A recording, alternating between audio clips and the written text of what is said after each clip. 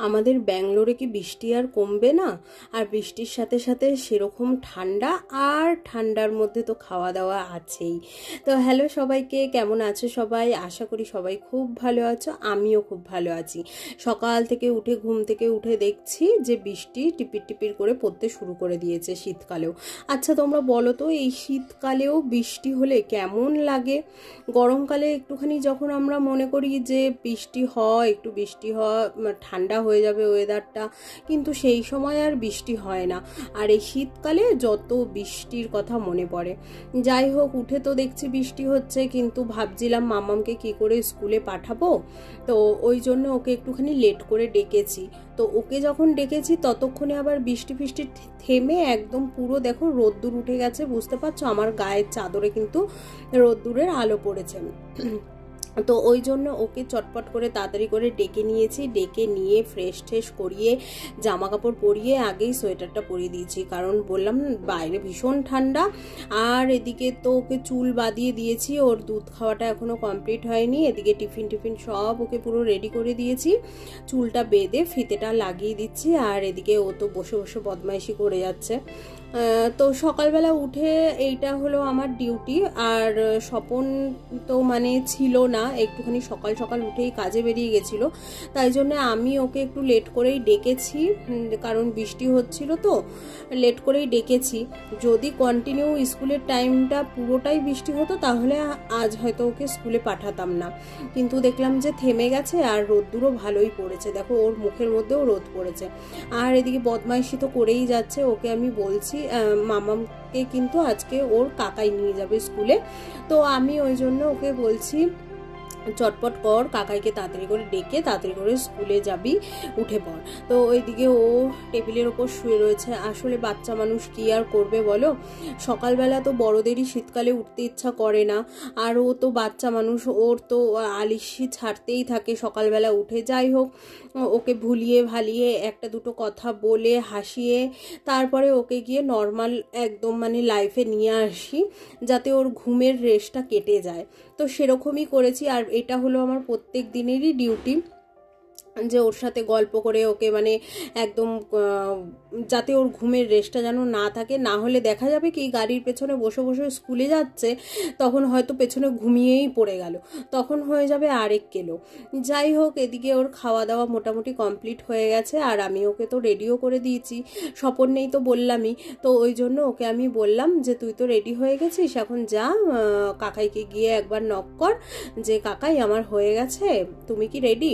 তো ওই জন্য ওকে একদম পুরো রেডি করে দিয়েছি, মাস্ক টুপি সব কিছু লাগিয়ে দিয়েছি, কারণ বাইরে একদম বেরোনো যাচ্ছে না। তো এগুলো পরিয়েই তারপরে ওকে ডাকতে পাঠিয়েছি কাকাইকে। তো ও চলে গেল দরজাটা খুলে ওর কাকাইকে ডাকতে যে হয়েছে কিনা। যাই হোক, ওকে আমি স্কুলে পাঠিয়ে দেবো। আর ততক্ষণে ভাবছি যে ওকে স্কুলে পাঠিয়ে দিয়ে সব কাজকর্ম মোটামুটি কমপ্লিট করে, তো ভাবলাম যে স্বপন যখন ফোন করে বলল যে আমার হয়ে গেছে আমি আসছি, তাহলে একটুখানি টিফিন বানাই। তো আর শীতকাল মানেই তো জানো ঘরে নানান রকমের সবজি থাকে, আর সব রকমের সবজি দিয়ে দেখবে এই চাউমিন বলো, তারপরে ম্যাগি বলো, এইসব খেতে কিন্তু ভীষণই ভালো লাগে। তো ওই জন্য আমি একটুখানি মটরশুঁটি, আলু, বিনস, গাজরটা ছিল কিন্তু দিইনি, সবসময় বিনস গাজর দিয়ে তো ম্যাগিটা বানিয়ে খাই, তাই জন্য ভাবলাম যে চাউমিনে আর দেবো না। তো ওই জন্য আলু আর মটরশুঁটি ছাড়িয়ে একটুখানি চাউমিন ফটাফট করে রেডি করে নিলাম। স্বপন যেহেতু বলছে যে আসছে, তো আমাকে বলেছিল যে কিছু কি টিফিন খাবে, নিয়ে আসবো। আমি বারণ করলাম, আমি বললাম না দরকার নেই, আমি ঘরেই বানিয়ে ফেলছি। তো এই যে চাউমিনটা বানিয়ে ফেলেছি। আর মামামকে জানি আজকে কি টিফিন করে দিয়েছিলাম মনে নেই, ভুলে গেছি। যাই হোক, স্বপন আসছে বললো, তো আমি এদিকে ফটাফট চাউমিনটা বানিয়ে একদম পুরো ঢেকে রেখে দেবো, এটা গরম গরমই থাকবে। ও এসে একটুখানি ফ্রেশ হবে, ফ্রেশ হওয়ার পরে তারপরে একটুখানি খাওয়া দাওয়া করবে, তাই জন্য হয়ে গেছে। গ্যাসটা বন্ধ করে চাউমিনটাকে ঢেকে রেখে দিলাম। ততক্ষণে ও চলেও এসেছে, এসে ফোনে চার্জ দিয়েছে। আর এদিকে সেদিন ছিল বৃহস্পতিবার, তাড়াহুড়ো করছিলাম, দেখতে পাচ্ছ একদম ঠাকুরের বাসন টাসন মেজে ঘরে এত সুন্দর রোদ্দুর পড়েছে সেই দিনটা। সকালে এত বৃষ্টি হয়েছে বুঝতেই পারিনি যে রোদ্দুর আসবে, তো ওই জন্যে রোদ্দুরের মধ্যে বাসনগুলো মেরে রেখেছি। আর দেখো দুপুর 2টো বাজে, আমরা তো খেয়ে দিয়ে একদম স্নান টান করে পুজো দেব, সেই সময় দেখি হঠাৎ করে আকাশটা এত সুন্দর পরিষ্কার হয়ে গেছে। সাথে দেখো দুপুর 2টোর সময় আকাশে কিন্তু চাঁদও দেখতে পাওয়া যাচ্ছে, আর পুরো আকাশের কালারটা কত সুন্দর লাগছে। কেউ বলবে সকালবেলা এত বৃষ্টি হলো, তারপরে দেখো বেলার দিকে আকাশ পুরো পরিষ্কার। ভগবান পারে না এমন কিছুই নেই, তাই না? এই বৃষ্টি, এই রোদ্দুর, এই আকাশ পরিষ্কার, আবার চাঁদও উঠে গেছে। এবারে দেখো তো ভাবলাম যে ঠান্ডা তো প্রায় চলেই যাচ্ছে, পিঠেটা সেরকম পৌষ সংক্রান্তির দিন খাওয়া হয়নি, আর স্বপনও সেই সময় বাড়ি ছিল না, কাজে গেছিল বাইরে। তো ও যখন বাড়িতে আছে একটুখানি ঝটপট করে আজকে কয়েকটা পিঠে বানিয়ে নিই দুধ কুলি, তাই জন্য এদিকে দেখো দুধও রেডি করে নিয়েছি। আর এদিকে তো কুলি পিঠের জন্য চালের গুঁড়ো একদম মানে সব বানিয়ে, তারপরে পুর বানিয়ে চালের গুঁড়োটাকেও রেডি করে মানে চালের ডো করে নিয়ে, তারপরে সেটাকে এই যে কুলি পিঠে বানিয়ে থালার মধ্যে রেখে দিয়েছি। এখন এই দুধগুলো কেটে কেটে কড়াইতে দেব, দুধ ফুটে আসলে তারপরে কুলি পিঠেগুলো দিয়ে দেব। আর সব থেকে বড় কথা, এই শীতকালে কিন্তু আমাদের কলকাতায় নানান রকমের গুড় পাওয়া যায়, মানে এই ধরো পাটালি গুড়, তারপরে খেজুর গুড়, ঝোলা গুড়, কত রকমের গুড় পাওয়া যায়, কিন্তু আমি তো এখানে সেটা পাইনি।